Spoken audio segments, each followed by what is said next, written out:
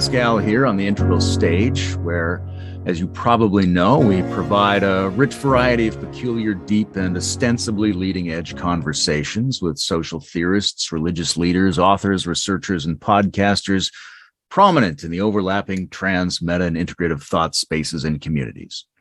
In a lot of these cases, it's very obvious why I'm speaking with the person with whom I'm speaking. They're taking a side or promoting a theory or explaining their project. But not today. Today, we're going to talk to some guy. Admittedly, he's some guy who inhabits these spaces of shared developmental meaning that we're always discussing, but he's not promoting a book or a podcast or a theory of everything. He's here to be himself and let us taste a bit of that flavor and give his sense of what's going on and maybe what should be going on in our communities at this moment in history. I love this idea because I'm not big on introductions. I don't like to be trumpeted, and I don't think we necessarily get the best information from the prominent and the credentialed. A lot of times I want to just show up as some guy, another participant in the web, here to be whatever I am in all of my fluctuating variations. So open your hearts to some guy named Adam. Hi, Adam. Hi, how are you today? Good. How was that? What do you think of that introduction? I like that. It was nice. Great job. It's nice to have you here. Thanks for making the time for us. You told me privately that I'd said something about cross-dressing that you kind of reflected on or made an impact on you. What was that, and what did it make you think of or feel? Well, as I mentioned to you, about 10 years ago in my life, I was a much different person. I've transformed myself. I grew up in just like the hills, kind of like a little bit hillbilly up there. I was always a black sheep, and I was always sucked up in playing video games and in my own imagination. And I would skip a lot of family events and just stay home and play video games and kind of just be lost in that kind of stuff. And I'm sure a lot of people can relate to that, getting lost in like books or anything like that. But that was my thing. I was not a very good student because I was always distracted. So video games were my escape. I kind of like ballooned up. I got really overweight. And that was kind of like a depressive thing for me that culminated because I've always struggled with like gender dysphoria in a way too. Growing up, that was the other escape that I would have too, is that I would always love to stay home by myself. And then I'd go in like my mother's closet and wear her clothes and stuff like that. I don't know exactly what it is for me, what has always compelled me to do that. I've given it a lot of thought. Obviously, it's been like about 10 years in my whole life. So I was in a relationship about 10 years ago, and that relationship, was kind of my first long-term relationship too.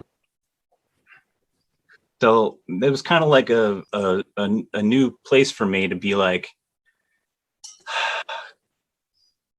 I was keeping this thing secret.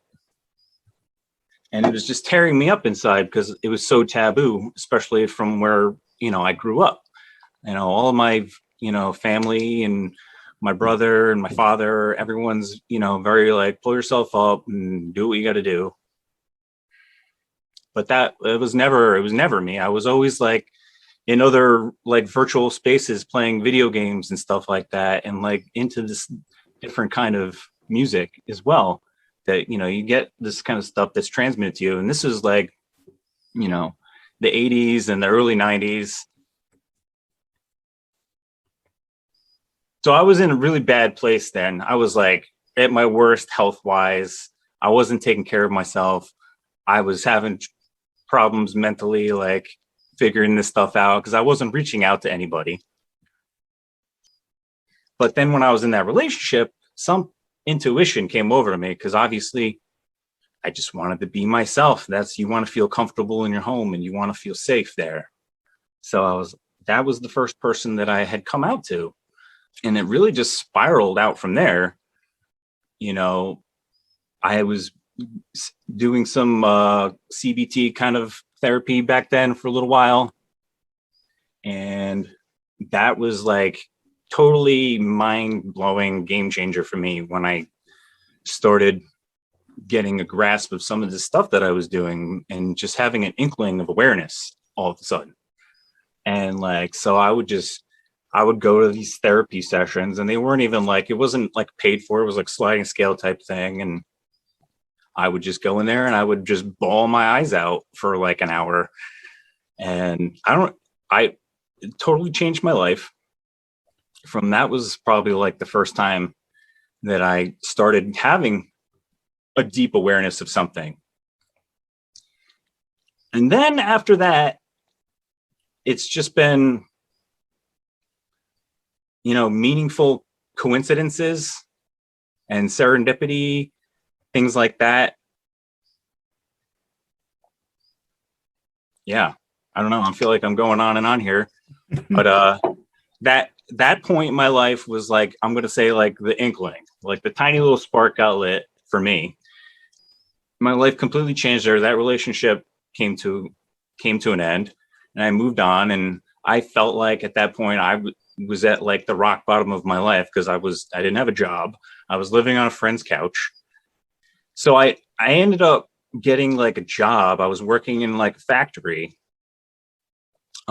just building medical, I forget, it's called this, the company's called Simulades. It's in Saugerties, New York. And it was just, we were building like medical training devices and stuff like that. And I was operating a roto molding machine. It was like a giant oven. And that was fun. I felt like I was like, this is kind of like making up for my past where I wasn't putting in any work. So I kind of looked at it as like, I'm going to take this and I'm going to use this as an example or a way to like get in shape or like improve myself. So I was able to like listen to headphones, and I was getting a really good workout in like a sauna all day long, like operating this machine.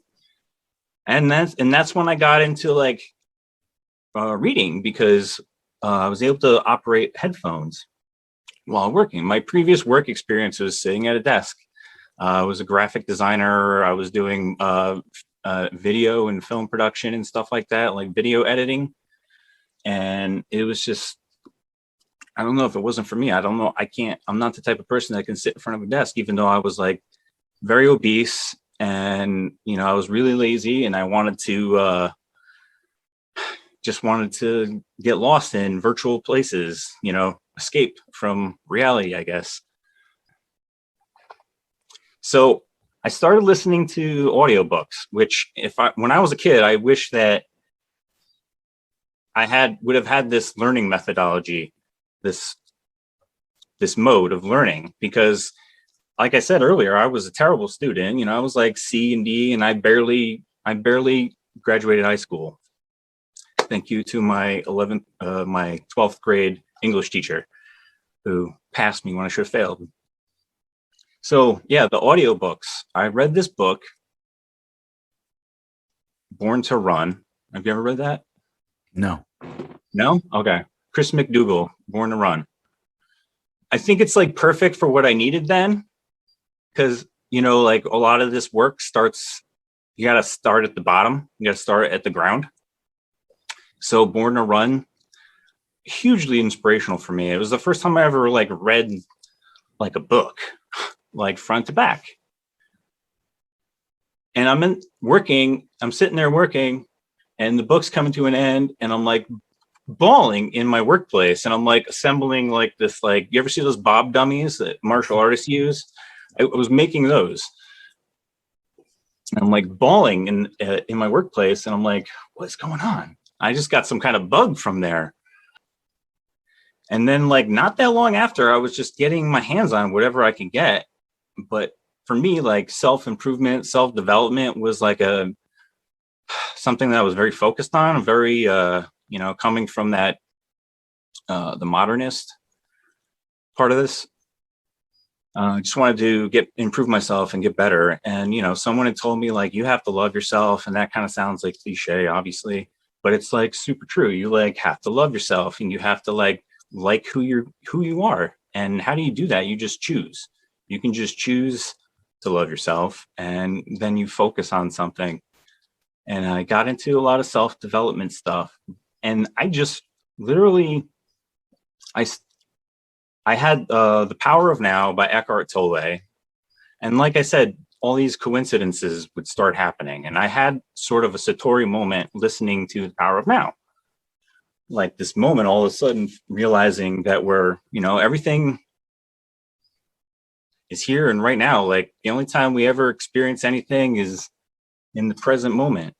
Even when we're thinking about the past, that's in the present. And when we're thinking about the future, that's the present moment. And we all have this in common. We all have this the same. We all say our name. We all start ourselves by saying I am. And whatever else comes after that is now really who you are. I had this moment like listening to this, and I don't know if maybe I was just convinced, but what he was saying, like it was speaking to me, like in the language that he was using. I always compare Eckhart Tolle to like being like he's like my Mr. Rogers, for kind of like waking up in a bit. I never watched Mr. Rogers when I was young, only like here and there, but I like, his look and everything kind of like was perfect for what I needed in that moment. I feel like I'm going on and on here.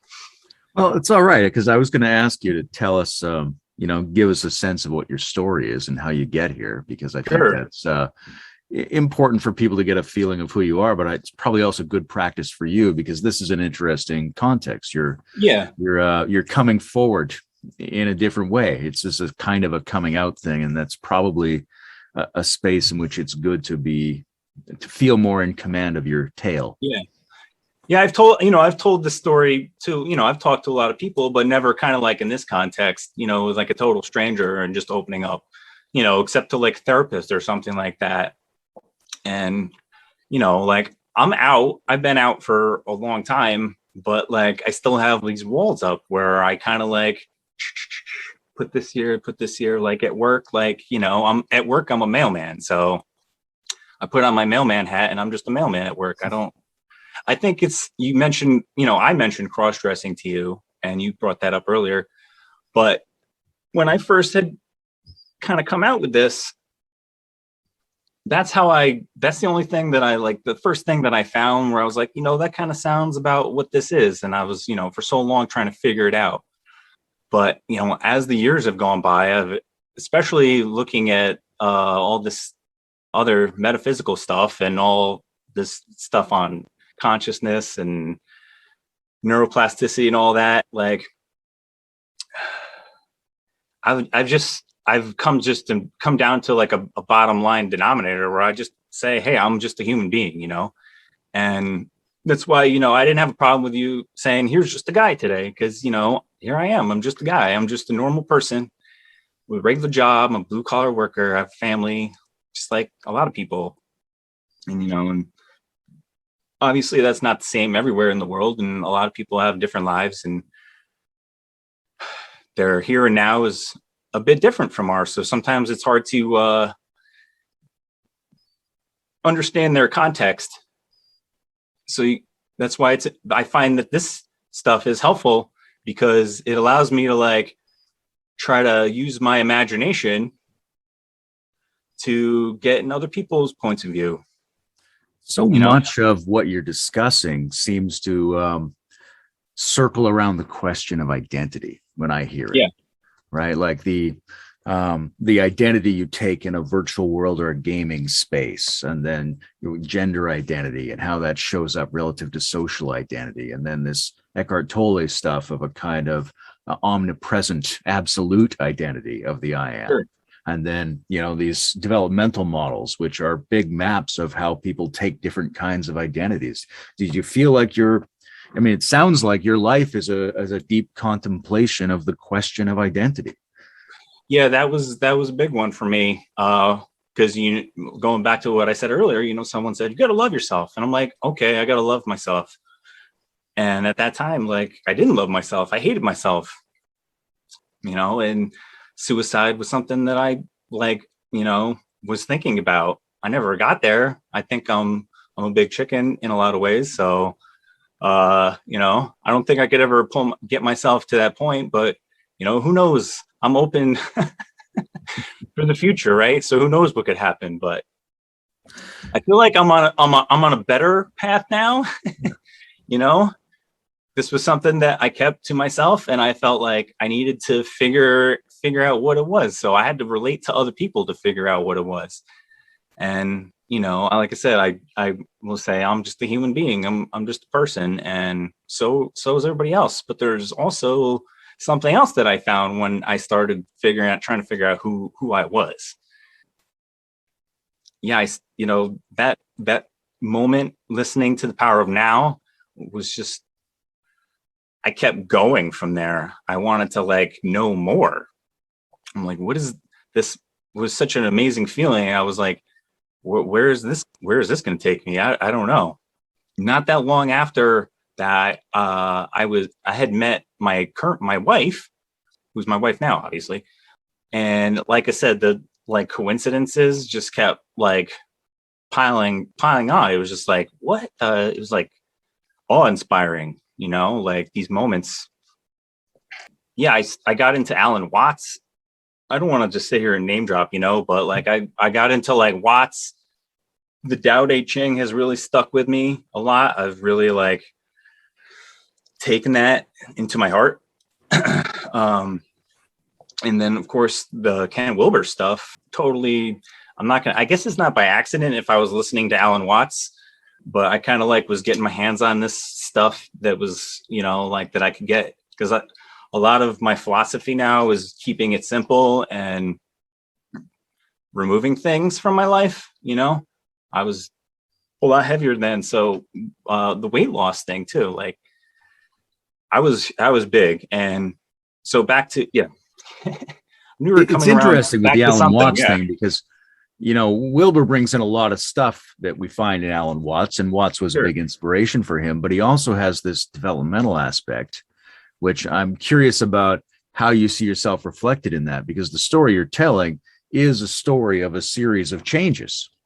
So Mm-hmm. it must have been interesting to hear something like Alan Watts with a series of changes at the heart of that. Mm-hmm. Yeah, I mean, a lot of what he talks about, you know, like how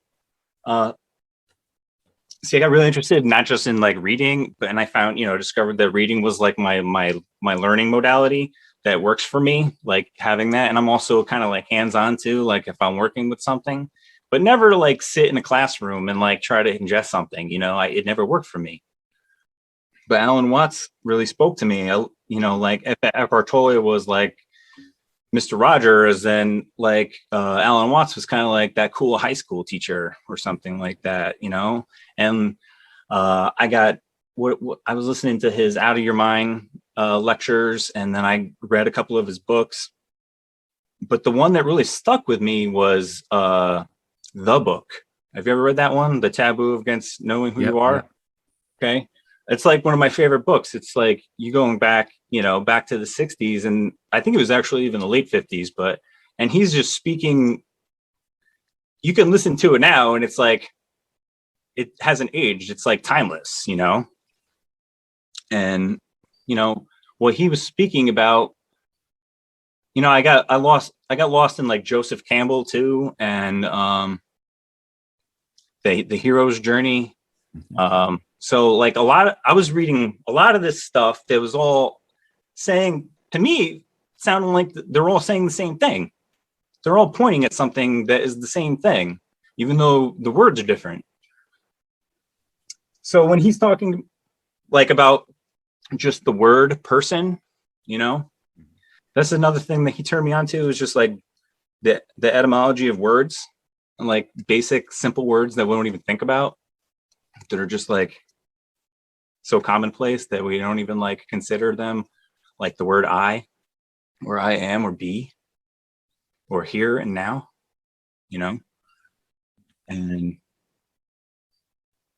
like we just throw these words out, like not even think about it. I know I never did. I never considered them. And they're like the most powerful thing to me, because they're so simple. And the secret is right is right there in the words. I like that. There's so many. Language is an excellent example of something that's very general, which is we have all these things all around us. And it's not like we're missing the forms. We're missing the depth that those forms lead to. I remember, ostensibly I learned the word forest when I was a little kid, but I was out walking in the woods one day, 10 years ago. I thought, oh, Sure. This is a forest. Yeah. And that fascinated me, right? It's like, and hopefully in 10 years, I'll go, oh, what a fool I was. This is a forest. There's a whole series of unfolding Keeps levels changing, of depth right? of meaning. Yeah. We already have the tools. We just don't go all the way down with them. Mm-hmm.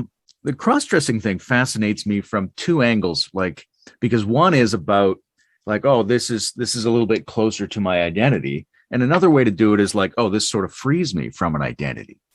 I've tried to think about my own experience. I grew up, I like to play dress up a lot. But I remember when I was a little kid, I saw Twin Peaks and I saw David Duchovny dressed as an FBI agent woman. And I'm like, wow, David Duchovny's awesome. Right. And he was explaining that he wasn't transgender or gay. He just liked dressing as a woman. And that was the first time I'd heard those distinctions made. And I thought that's really interesting. And, when I got, I don't know, in my early 20s, somebody gave me a wig and oh, this is my chance. I try to what's it like for me to go out in public dressed as a woman? Yeah. And everyone I did that a couple times and it was really relaxing and really liberating. I felt like a whole bunch of my normal anxieties simply did not apply when I was dressed in this other form.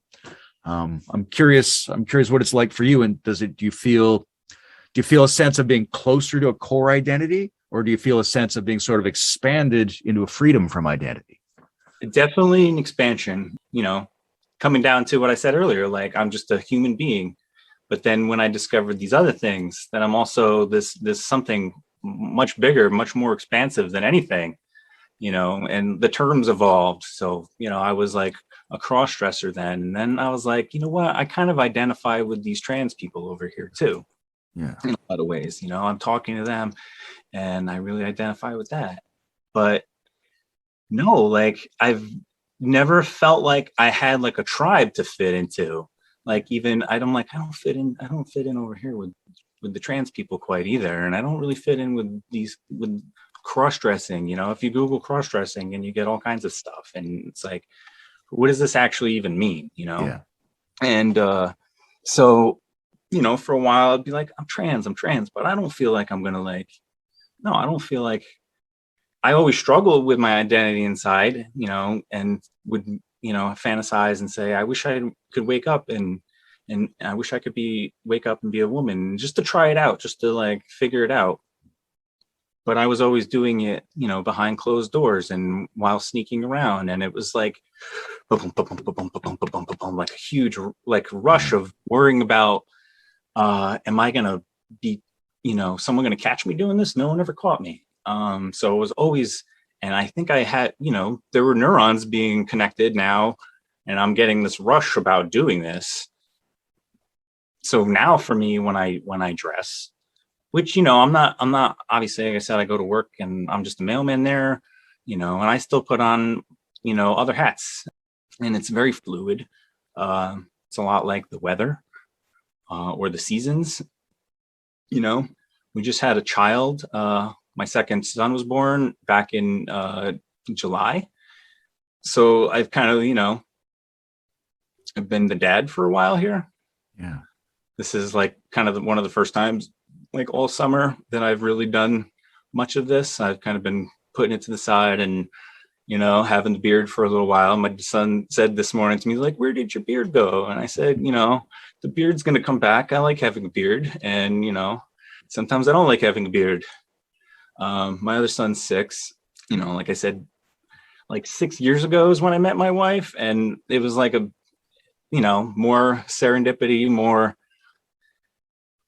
huge, crazy coincidences of the cosmos, aligning things. And, I'm making it sound woo woo, but, I'm very rationally minded about it. And, I'm open to huge You guys talk about aliens and stuff on this show quite a bit. So, I'm open. Like, let's part of the feminine energy is a receptiveness that I've noticed when I started embracing this side of myself, that it's not just what I'm looking like, it's a lot of my energy too, because, when I was heavy and depressed and, I'm not perfect. I still can be kind of a nasty, miserable person sometimes, if I don't get my coffee or if I'm hungry. I do a lot better, way better, ever since I lost all that weight, though. I lost about 150 pounds. I did that all without a doctor or a coach or a gym membership. When I got into reading, I found something that really spoke to me. It was like, The Body by Science by Doug McGuff. And that kind of like lit a spark for me. And I got into all this like paleo and primal stuff, and intermittent fasting is been a huge thing. I saw that you've been trying that out. Yeah. That's Yeah, huge. I was doing intermittent brain fasting for a while, a couple times a week, but then I've gone to eating every other day, which I tried for a month to see if I could do it. Sure. And then when I started to eat every day again, it felt like I just doubled my food consumption. It was very oppressive. So I've kind of had to gravitate back to this every other day approach, because there's something else that my system does when there's no food in it that is absolutely essential, it feels like to me. Oh yeah. Yep. I got into podcasts and stuff too, and I started listening to different podcasts as well as all the books, just whatever I could get to listen to, because like even as I moved on from that factory job, and then my son was born, and I figured that wasn't going to cut it. I needed to get, my wife was pushing me to bring home the bacon, so I had to figure something out. And, I wasn't a good student, but I'm then now discovering like this open, growth mindset, and finding out all this stuff about neuroplasticity, and changing my diet was probably the biggest thing, because that's, like I said, back at the ground level. I'm curious how you think about the relationship between acceptance and challenge, because on the one hand, there's love yourself, but on the other hand, there's, hey, I'm going to lose weight. I'm going to learn things. I'm going to do more. I'm going to try to be a different version of myself. Sure. So how do you hold those together, self-acceptance and challenging yourself to become different? Yeah.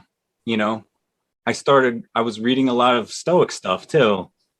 So looking at life as the obstacle, the challenge, using that job as a way to like get a workout, and to like be reading at the same time, and all of the synergistic effects that go on there too, when you're like getting a workout and stimulating brain growth, and then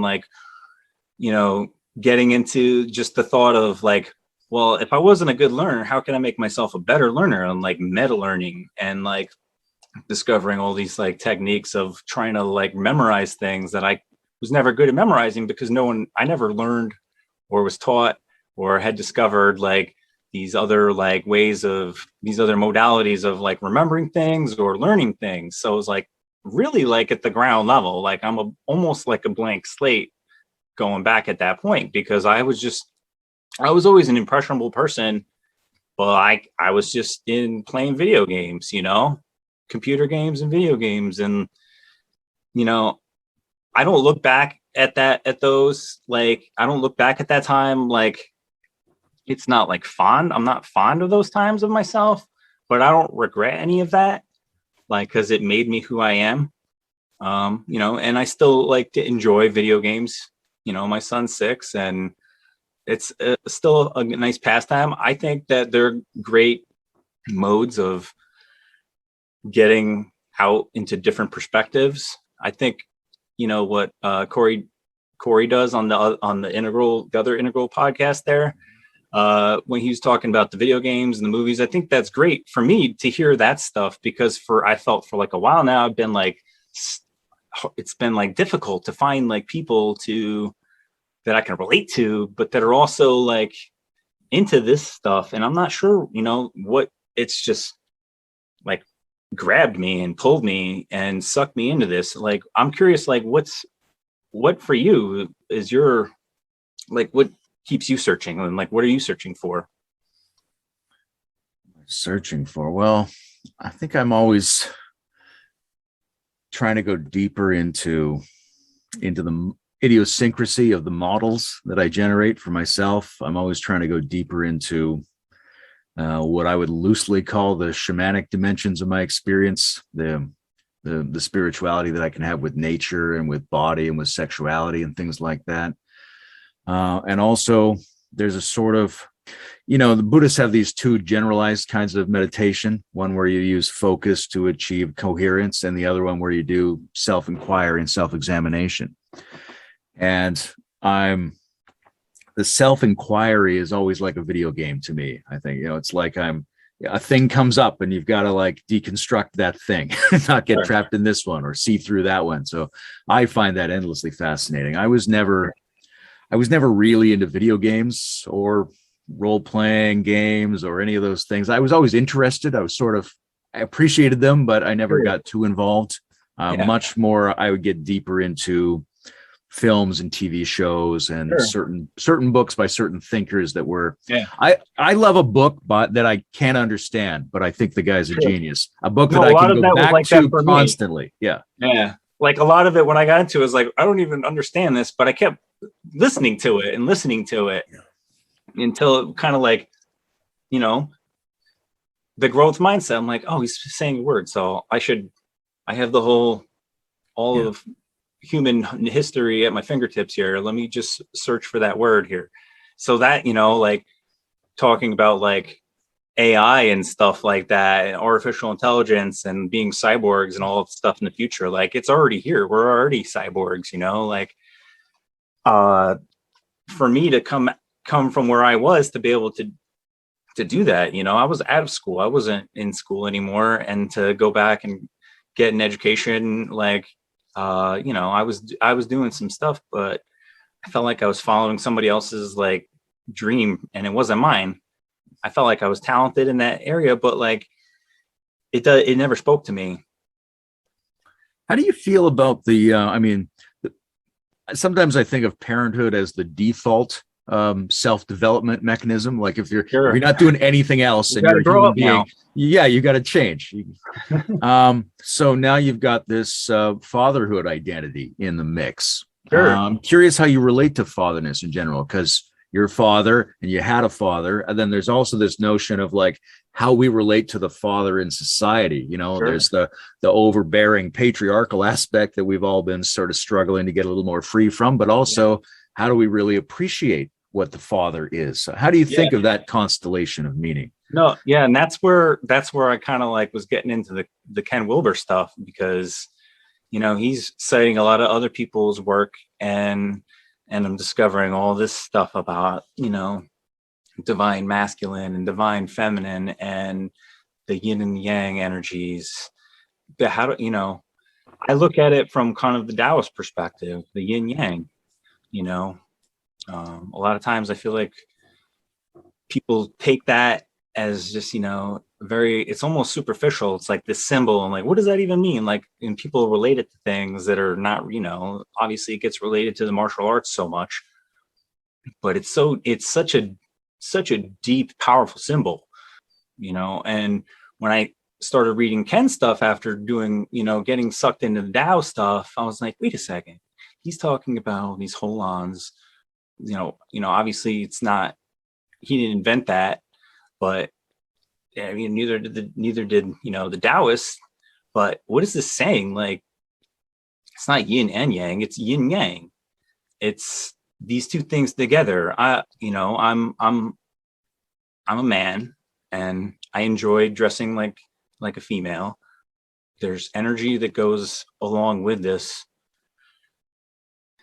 that softens me, makes me open, more receptive. And since I've embraced that, I also realize that I have these male energies that is sometimes my shadow too, like can be aggressive or toxic. And this helps. It really does.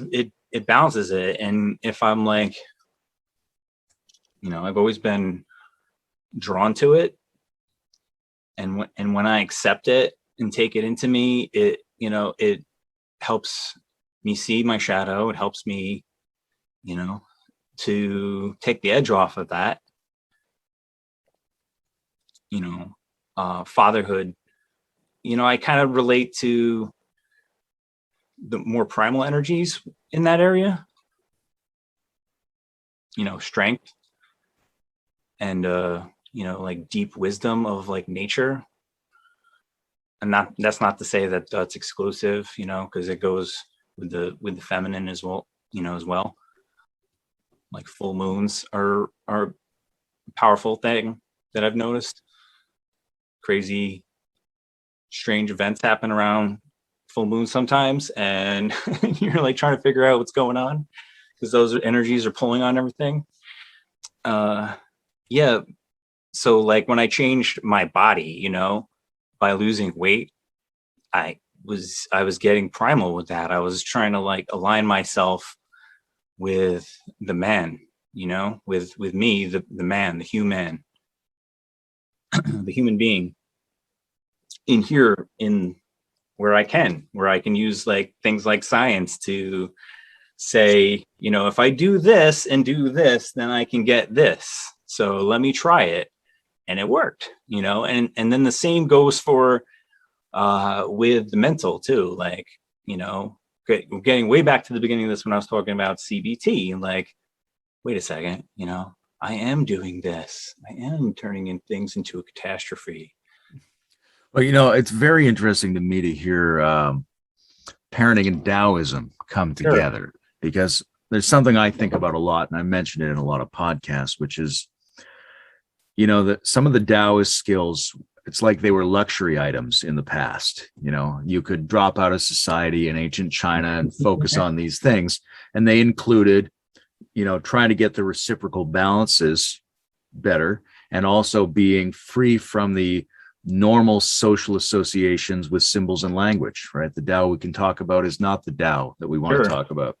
And those were interesting things for a few people who wanted to specialize in that. But today, it seems to me that those are necessary survival skills.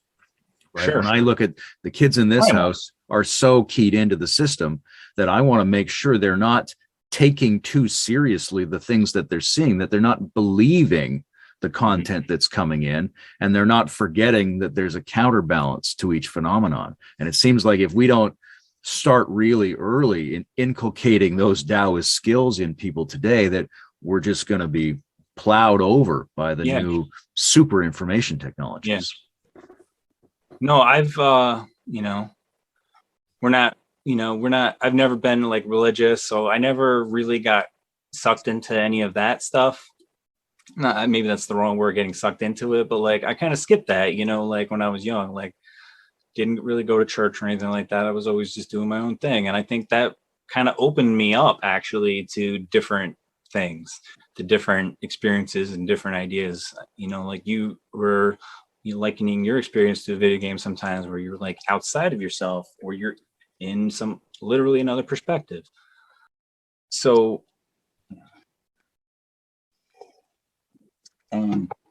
getting back to that, it's like the most primal thing, I think, the black and the white, it's this.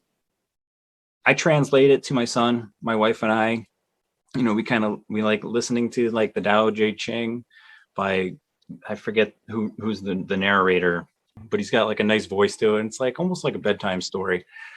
But it's like, it's different.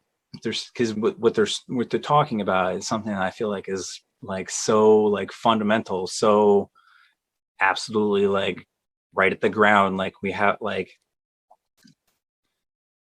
I feel like it's just so powerfully transmit that like the non-duality part of it, because that's, what I mean, like yin yang. It's just completely like the bottom of everything. And I always think it's interesting how like the yin yang represents a holon, or the holacracy. And I always kind of say like, It's like it's almost has it is in itself almost an integral philosophy. It's universal, but it's kind of like comparing televisions. It's very low resolution and it's like tiny, and now we have like these ultra 4K televisions and stuff like that, so the picture is rich and lifelike and full of millions and millions of colors. And no, yeah, like to my son, yeah, it's fundamental to him as well. Like that's pretty much the only thing that we go with him for like any kind of spiritual direction. Like we meditate, exercise and stuff like that is key. We do like primal play almost, where like we'll kind of like, you're in the grass and stuff like that, and you're wrestling or you're climbing on each other, like, yeah. Primates. It's a way to get strong. We call it like animal kung fu or something like that. Or like, try this and sit like a monkey for a long time down in squatting position. I thought of some primal things.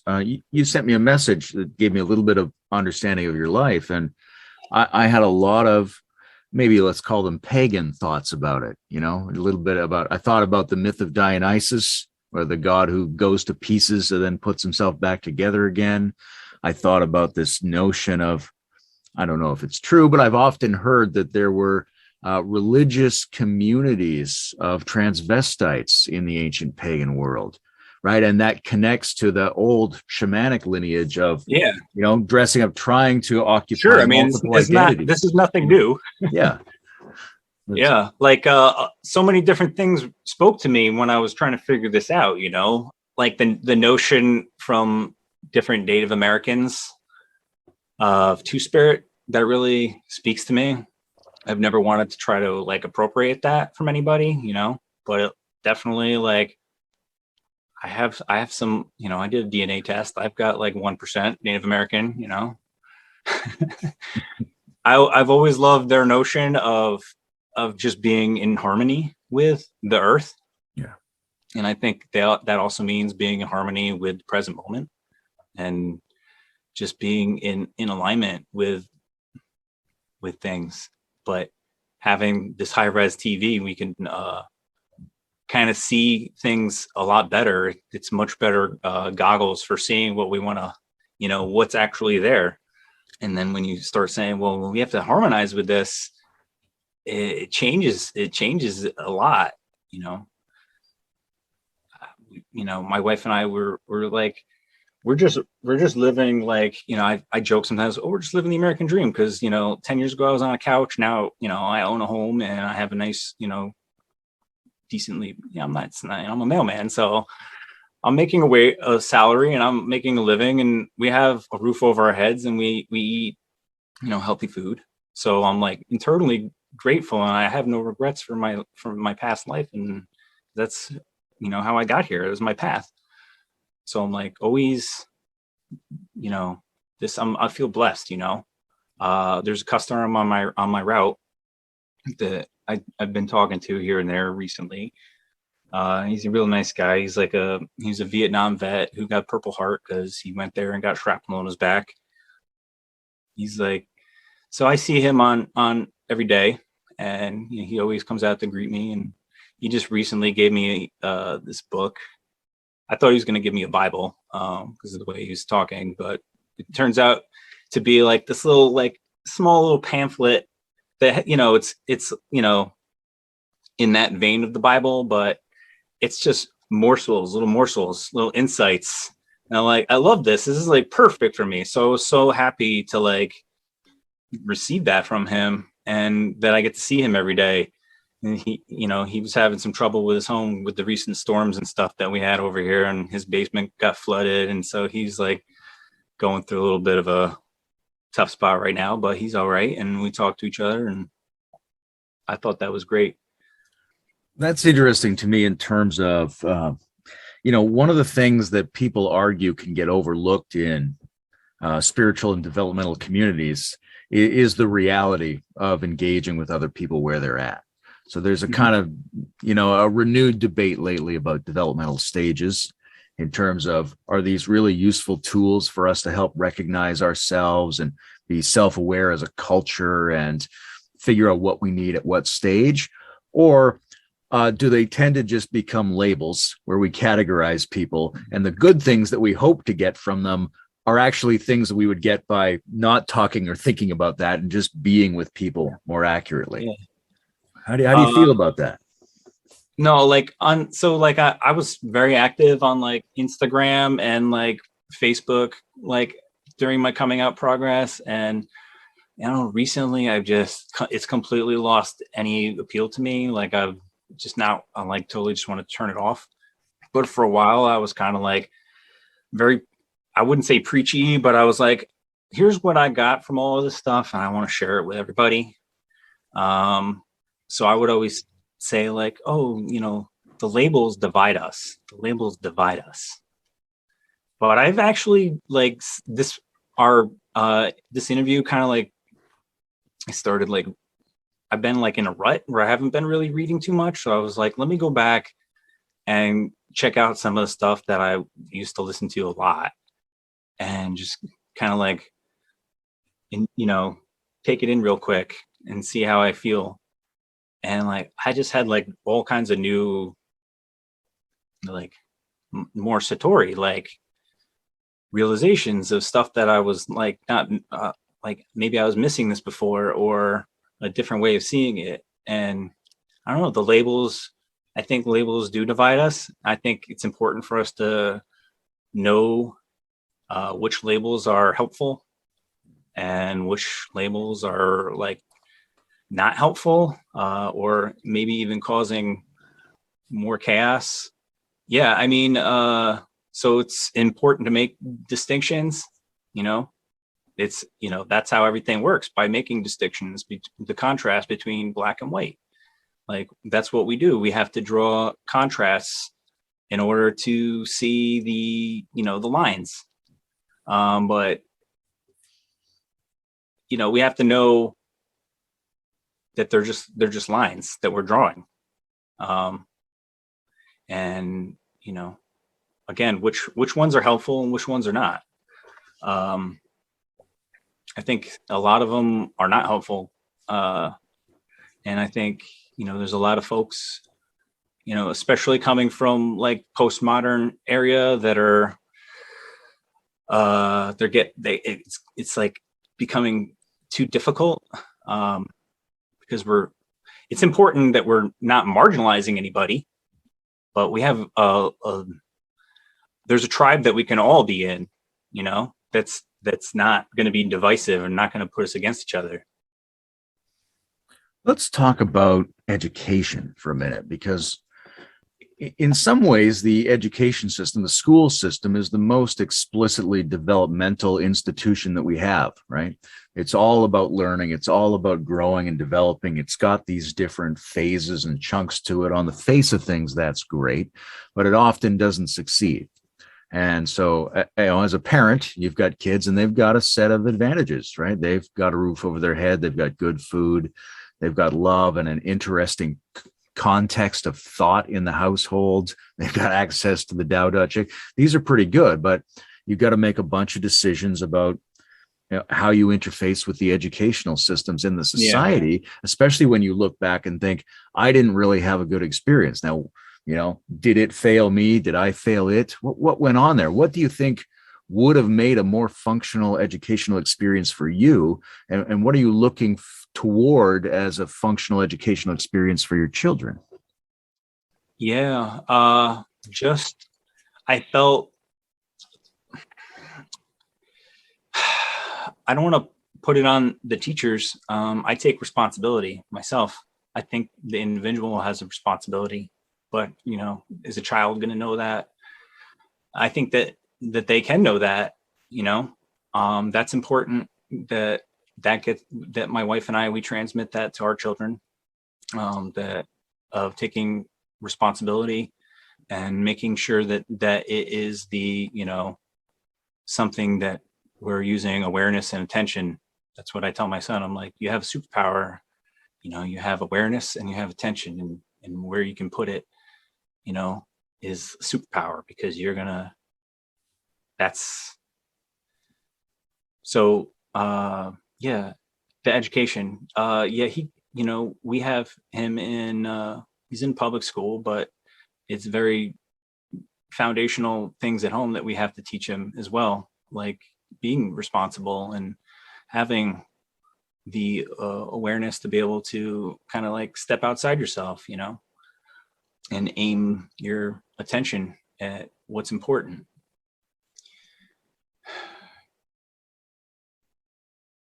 We're blessed to have him where we live.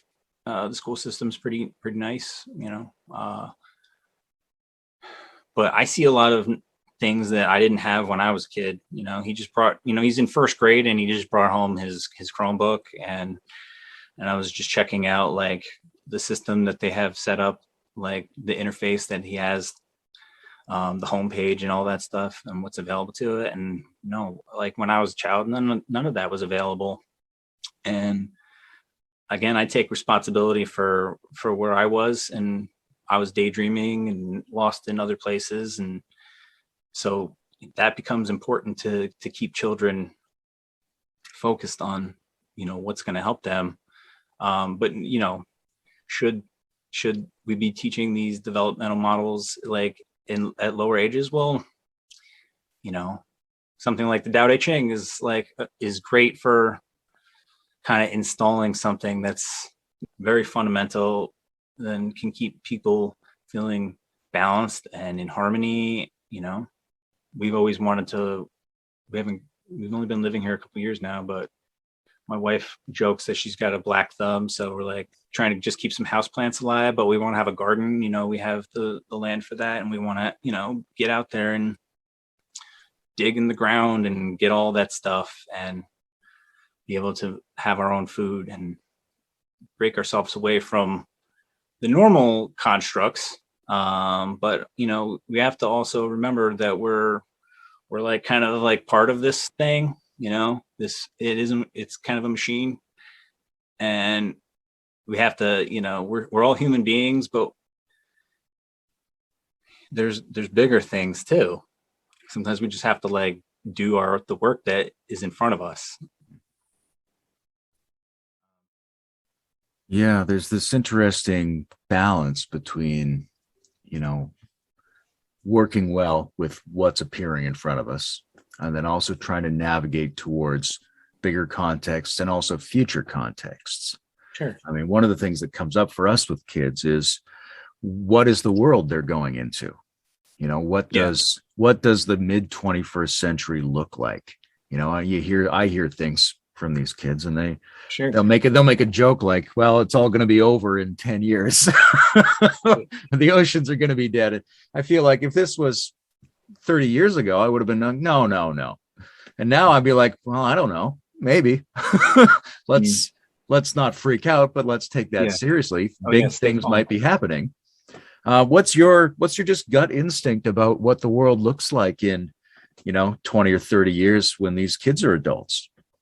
Well, I used to be quite the doomsdayer, not like a prepper or anything like that, but that was a part of the reason why I was not feeling so happy. It was thinking about big things like that, existential. Like I worked at a news station for a little while, and you're being bombarded by the news. I was working like right in the news department, like getting the news on the TV. So that was not a good place for me to be, like anxiety wise. But getting into this stuff is certainly, when you see more, I'm optimistic. I think there's a lot of awesome things that are happening. Getting back to podcasts, there's a lot of talk. I listen to the Bulletproof podcast a lot, and Dr. Mark Hyman, his podcast, and they're talking about a lot of really great things in like a serious awareness kind of a way, that like we can stay calm, we can do this, because we can change, we have a choice. Our minds, we can mold our minds, we can mold our bodies. I think it's important that we have getting down to the root of health, because I think having people with healthy brains is probably going to be a big benefit, because, I think that's part of what helped me make a jump out of certain mindsets, so that I could see the bigger picture, but not get anxious about it. And so that we can put our awareness and our focus and our attention on what's important. Doom and gloom, AI is kind of scary. I think that's kind of cool, but I also think it's kind of here already. It's just like in a more primitive state, like our brains, like maybe the AI right now is just at the reptilian version of the AI, and it's just kind of doing its thing. It's trying to get food and like stay alive. But, I think it might actually be good. I think the AI might be good. I think if we can transmit like the bigger picture, if we can see the bigger picture, and then if artificial intelligence consciousness can see the bigger picture, then we can harmonize, I believe. I think that's that's a fairly strong argument about why we would have a big picture philosophy in the first place. What does it do for us? Well, maybe it doesn't do anything for us, but maybe it's a way of explaining who we are to a new kind of intelligence that's coming online, because we don't want it to have a very narrow image of what constitutes a human being. We want it to have a very comprehensive notion of what we are and what we're up to and what we're capable of. Yeah. No, yeah. I mean, growing up, like the Terminator movies were like had an impact on me. So like when you're in a bad place in your mental health or whatever, then like these things are like, oh my God, robots are going to take over and they're going to come kill us all. But like, I have faith. I just have faith, and when you see the bigger picture, I think it gives you more faith. Yeah. I mean, it could get hairy. I think that's kind of the nature of what is that, it's going to look like chaos. Maybe sometimes it may look like chaos, but if you zoom out, maybe that chaos is just order, and then on the other side of what we perceive as chaos is like rocket fuel. I think what they're doing when we're trying to get to like Mars, I don't know if that's necessarily where we got to go, because we're already on a spaceship. We should fix the one that we're on, right? I think there's a lot of cool stuff in technology that we can use. I think regenerative farming sounds like a really awesome idea. Obviously the electric cars, but maybe there's things that we don't see in there that could be not so great. But yeah, I mean, I don't see how can we go wrong with regenerative farming if we're capturing carbon out of the atmosphere and trying to cool things down a little bit, because we got to slow down.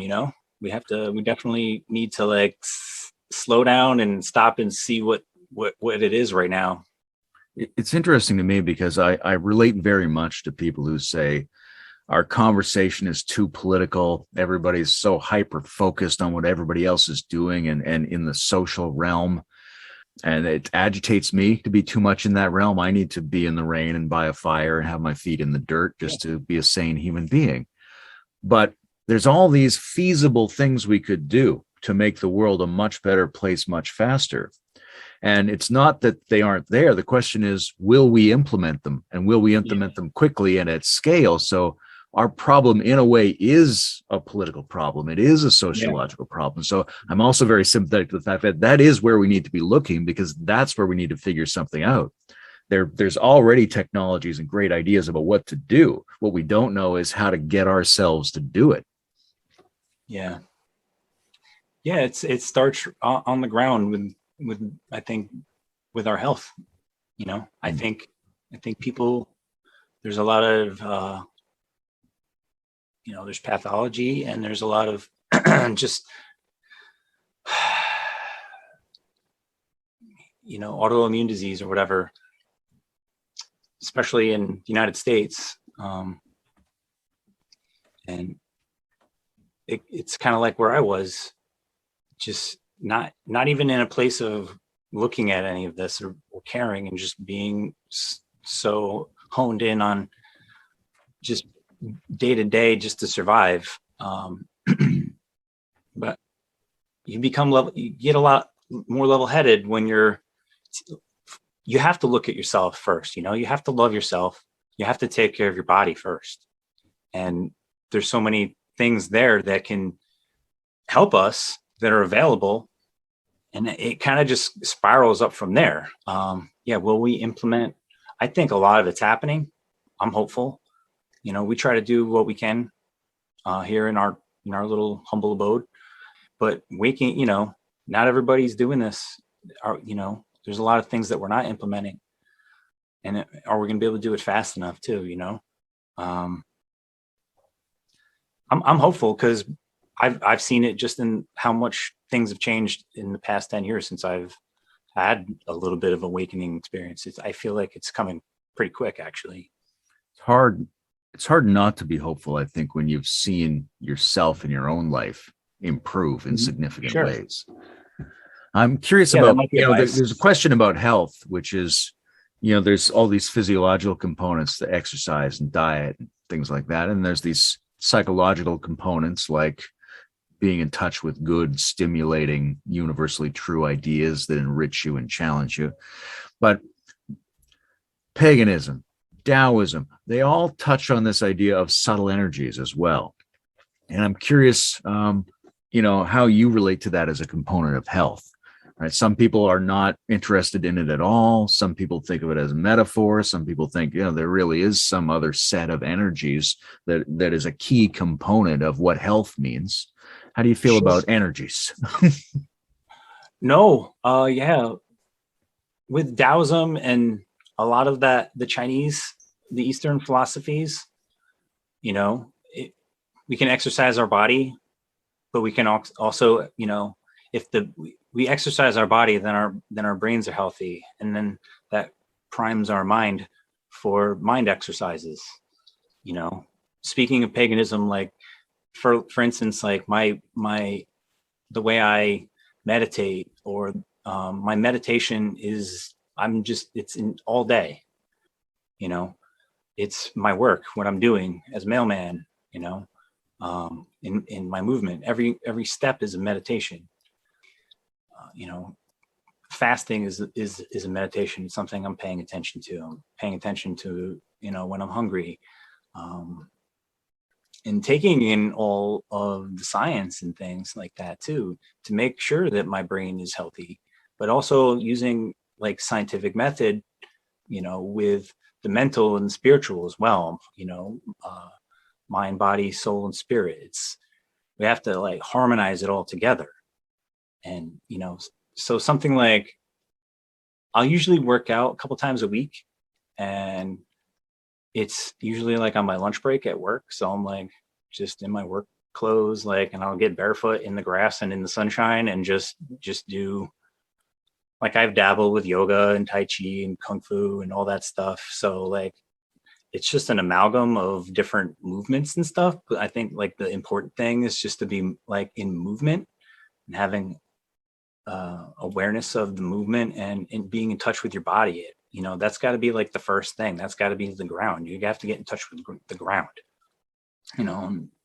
I started out like as a runner and was like in one paradigm with that thinking, where I'm like, I got to do this and I got to abuse myself or whatever, to like, use it or lose it and just beat yourself up. And after a while, I realized that was not, not in harmony either. I feel like to be in harmony is just to have your health, your mind, body, your spirit, and your soul, like all just kind of in sync with each other. And just kind of like synergizing things together in just such a way where it's like you're not putting effort into anything. You're just, I don't think about it. I'll stop and I'll get out on the side of the road and just do like some yoga in the sun with my shoes off, and just enjoy the sunlight and the fresh air and just moving and being in touch with just everything that's happening. One of the things that I'm perpetually drawn to is coming back to the body as the inner somatic experience of the whole body. And you mentioned Eckhart Tolle earlier. I wasn't personally that interested in the power of now, except that I loved the title because I grew up with a lot of that's sources. all you really need. I grew up with a lot of sources already telling me about the, being present in consciousness part. Sure. His second book about A New Earth. A New Earth was awesome. That had some things in it that I found really interesting. And the part I took away from it the most was his stuff about the pain body. Sure. And the idea of, instead of reacting to it, you're essentially allowing the pain body through a kind of whole body sense of what the inner experience of you is. Like your sense of what it's like to be this body provides a frame or a container for that pain body to move through rather than to become you. Yeah. Well, like I said, it goes back to the body and like making the body healthy, and the body and our brains are like it's like a transmitter, like it's a radio. We have to like get it tuned in to the station or the right frequency.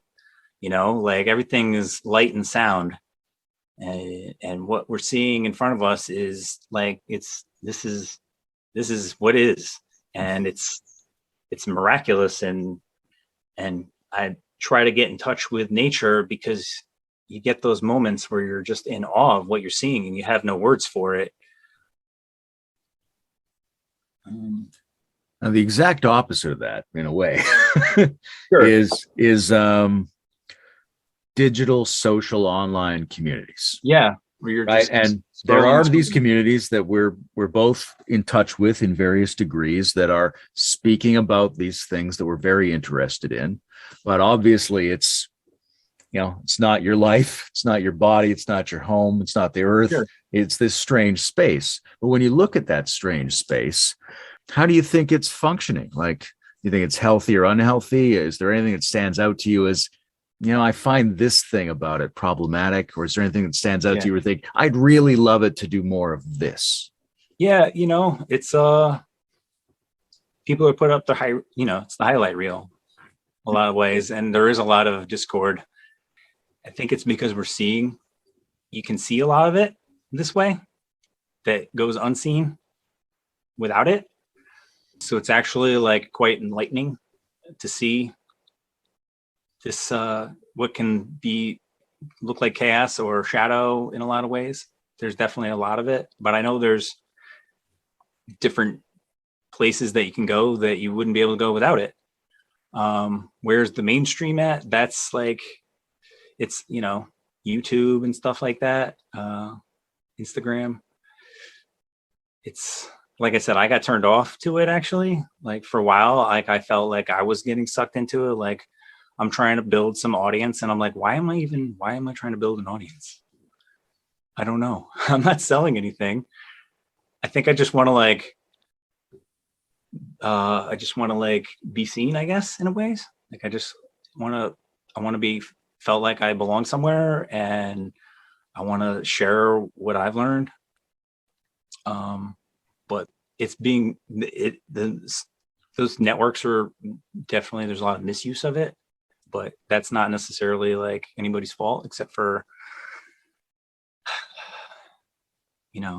the constructs that we have of capitalism and stuff like that, where things are being driven. I think money's driving a lot of things, and when that's kind of scary.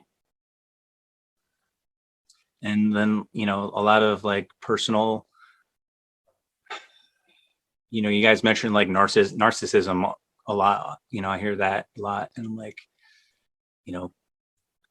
maybe I'm guilty of it. Maybe I just want to be seen. Is that narcissistic? To be felt like I fit in somewhere. I don't know. Like I think a lot of people just want to be seen and they want to be heard. And when the platforms have like a soapbox that everyone can jump up on and say whatever they need to, I think it's important. But how do you censor that, or how do you mediate it? I don't really have any answers for that. I think these bigger picture ideas somehow, you were mentioning earlier with artificial intelligence, like if we can speak that language, if we can translate that to making sure that whatever artificial intelligence like we like spawn is on the same page as us, I think it's a harmonious, bright future. But chaos can look like chaos and it can look scary. It's interesting. Narcissism and self-love and self-acceptance are very close. It's Sure. easy to get them all mixed up because on the one hand, I think we overreact to seeing other people experimenting with showing themselves and experimenting with needing attention and experimenting with, just the play of being someone in a public space. Sure.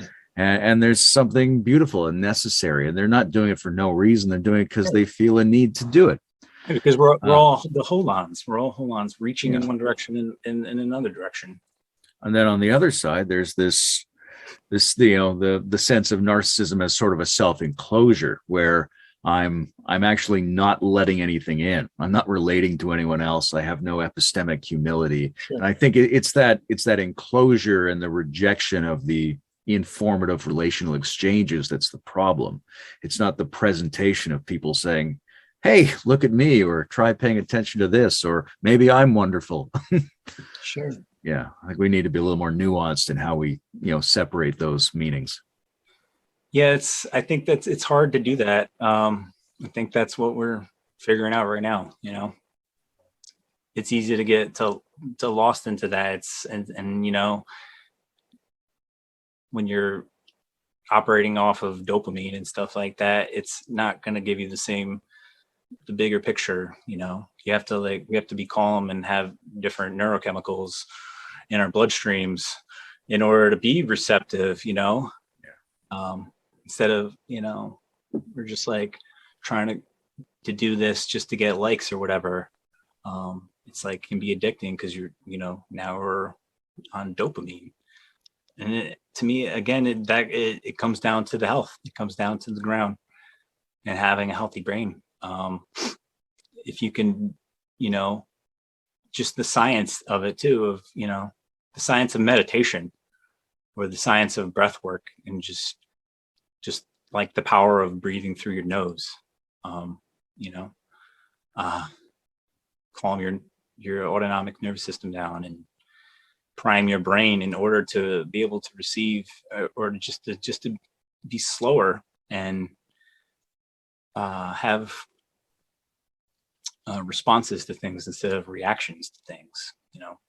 Think the reactive behavior is reactive. It's like a nuclear reactor. Slowing down.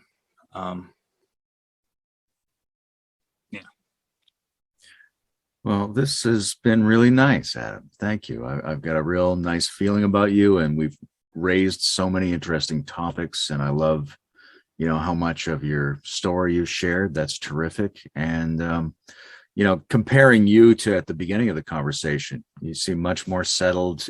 Your voice is smoother. So I hope this has been, not too much of an ordeal, and that it's helped you settle into this a bit. Can I just say you've done Please. A great job. You've done a wonderful job. I think what you're doing with the podcast is great. Like, when I got sucked into this stuff, and I'm just trying to get all kinds of content in this area so that I could delve deeper into it. So I love your podcast, and I love, there's a bunch of other podcasts that are great. I think it's a great medium for people to check out. I think you did a great job, and you made me feel comfortable, which was awesome. Yeah, I do feel more comfortable. I think it's great work, and like you're seeing more and more of this work is makes me feel really great about what we talk about the future. So I feel great about that. Well, thanks, Adam. That's nice to hear, and it's been really nice getting to know you better. Sure. Thank you.